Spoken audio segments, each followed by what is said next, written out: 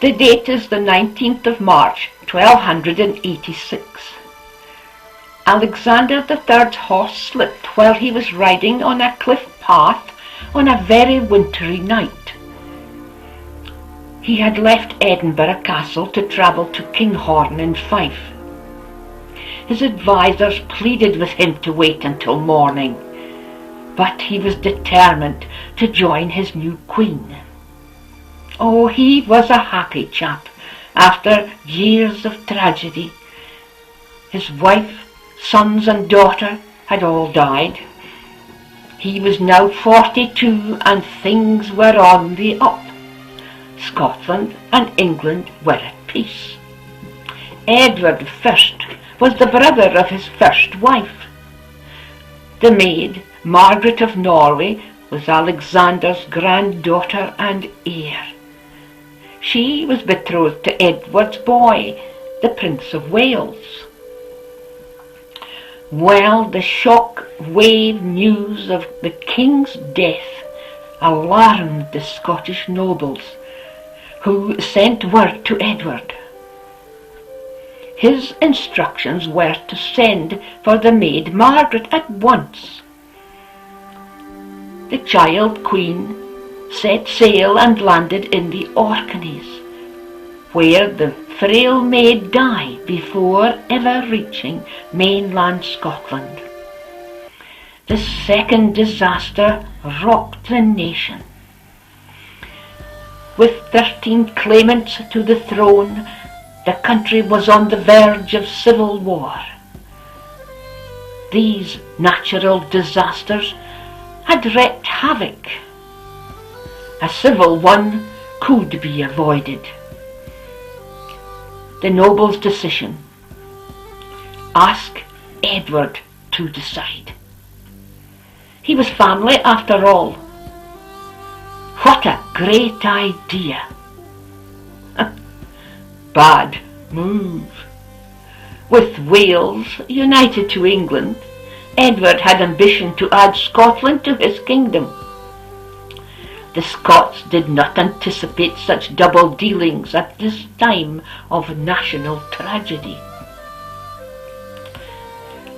2,000 of Scotland's high Hegians signed the Ragman's Roll, setting Edward up as Lord of the realm of Scotland, giving him the power and the right to choose the next king.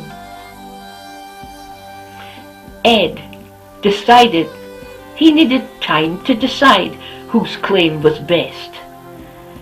In the meanwhile, he wanted the people to know who was boss. So he moved his troops into castles and towns, changed the laws to be in line with England, and then sent his soldiers out to collect taxes to finance his war with France. He hummed and hawed for several years. When pressed for a decision, he chose the weak John Balliol over the strong Robert de Bruce.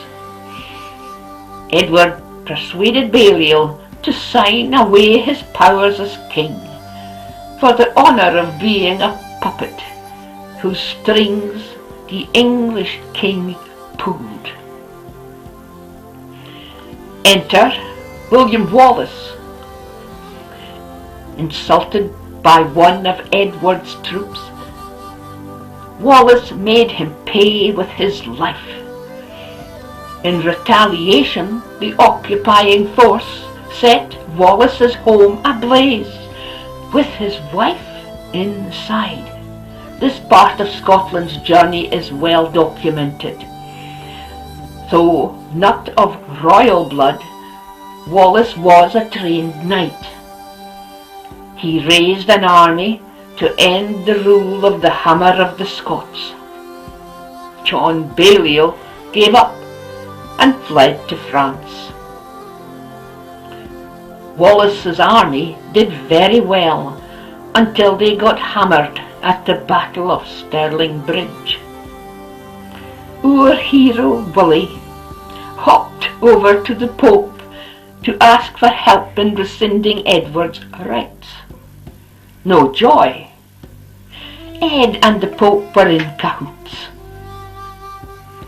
The year is now 1296, 10 years without a true King of Scotland. Edward removed the honours of Scotland and the stone, placing them in Westminster Abbey in order to demoralise the Scots. 9 years later, Wallace returned home incognito, only to have an old friend dob him in. Nay, fine. He was captured and taken to London, where he was hung, drawn and quartered.